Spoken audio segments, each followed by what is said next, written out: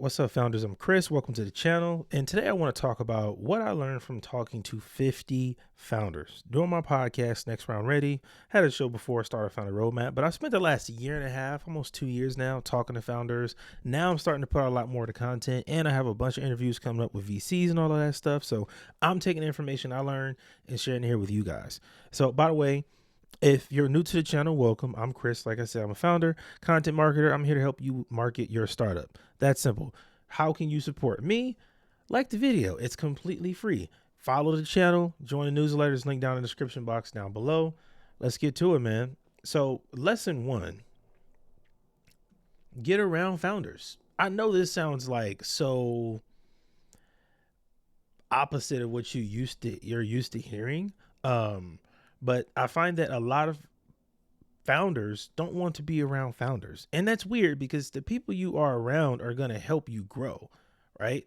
Like when you get around other founders that are doing stuff, whether it's building a team, if it is, working towards investment, if it is speaking at events, all kind of stuff, you just get a lot of connections. You get a lot of ideas.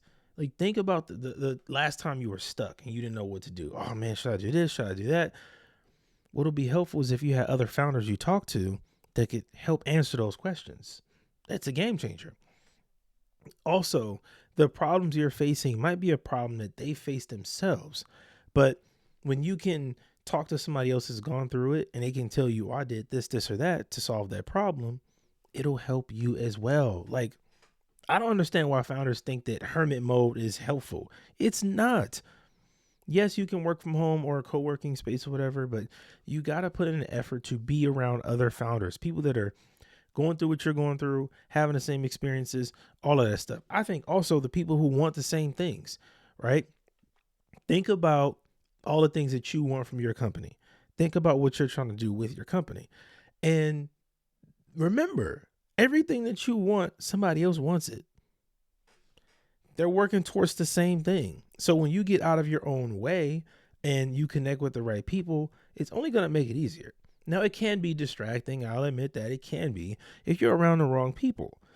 But I think you could be distracted at home too, whether it's watching too much TV or you got The Dark Knight playing in the background while you trying to do your content. Like, it's so many ways you can throw yourself off. Don't let this be an excuse as to why you don't build more connections. Another thing I heard from founders, manage company finances. I'm shocked that more founders don't talk about this. I mean, honestly, I think in online entrepreneurship overall, we don't talk about managing the money part. It's always about, the marketing stuff, getting leads and all of that. Nobody talks about like how you should keep your personal and business finances separate. Like that's not discussed a lot. Nobody ever mentions why that's important or how to do it. For me, what works is keeping it really simple, man. Business account, personal account, separate. Any business payment goes into this account. If I am getting paid or whatever, and I'm paying myself, I'm doing that through a whole accounting software like QuickBooks or something, so it can be tracked and I'll be good on my taxes. Like this is a part of entrepreneurship I personally don't think we talk about enough. Because let's say your product does go viral and you make, you reach a 20K MRR within like 2 months, 3 months, let's say 3 months because you went viral. Are you ready for that? Are you ready to handle it financially? Because you got a business account set up and money start going in like that, you'll be fine. If you got a personal account, you get flagged at some banks because you're making too much money. Yes, it's a thing. and think about that. Getting arrested because you're making too much money really is because you're not doing it properly and you're trying to hide your money from the government and stuff. And it could just be a big problem. So something to definitely think about. Also think business expenses. I did a bad job of this early on, where I would pay monthly for subscriptions and I wasn't really planning as much as I should have. And I wasn't on top of it. I think having a plan for that is important, especially if you use 10 different tools. Okay, how much do they cost? How much are you paying? Right? What's the link to the account, the password and all that stuff? What card are you paying from? All of that stuff, all those details matter. When you're organized in that and how you manage the money, you get to make more of it. Now, the last lesson I want to share here today is a healthy mindset. And this usually is about like being positive and all of that stuff. But for me, it's also about like taking care of yourself. Like when I see founders who are unhealthy, in terms of you don't sleep, you're not eating no food, you just work all day. That's not a healthy thing to do. That's not a healthy life.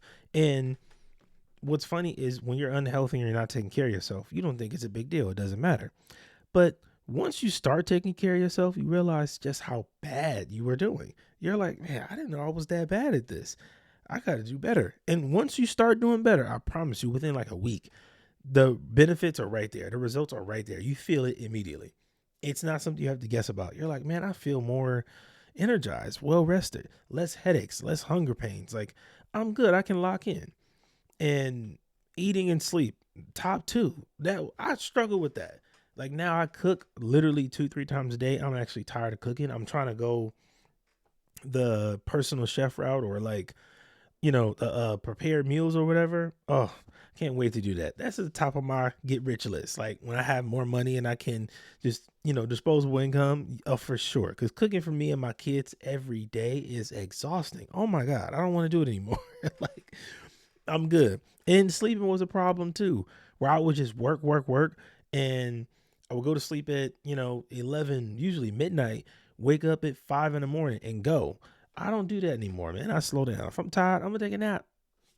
I'm chilling. If I'm out somewhere and I'm tired, I'm out at an event, co-working space, whatever. If I'm that tired, bro, I will go to my car and take a nap.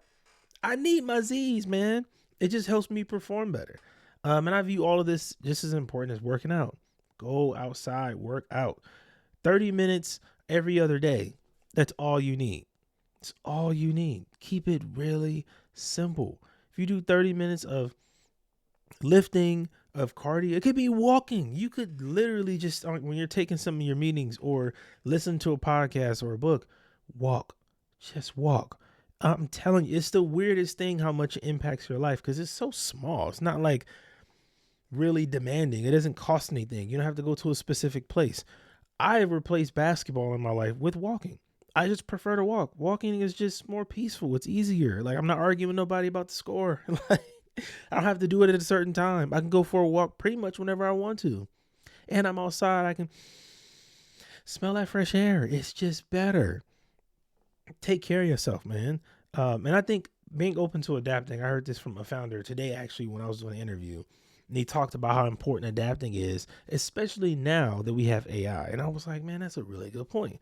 You got to be ready for the different things that'll come with this life and with everything that you're doing. You got to be ready for it. You got to be ready for it. And that takes a mindset of understanding. I have to continue to build skills that are valuable. I got to be aware of what's happening in different areas with different things. And remember that my value is not tied to my accomplishments. Just a healthier mindset, just a healthier way to think and operate out in the world. Now, I'm super excited about some more stuff I got coming. We got the podcast going. I'm bringing on some of these founders. You're going to see a lot more of this content on the podcast. Next Round Ready. You can subscribe where podcasts are available. Follow it here on the channel. I'm putting the videos up. I'm talking to 10 to 15 VCs within the next 2 months. And all that content is going to be right here. So if you want to get funded, if you want to learn more about what VCs want, if you want to build more connections in this space, follow the channel, man. Make sure you sign up to the newsletters down in the description box down below. I'm Chris, and I'll see you next time.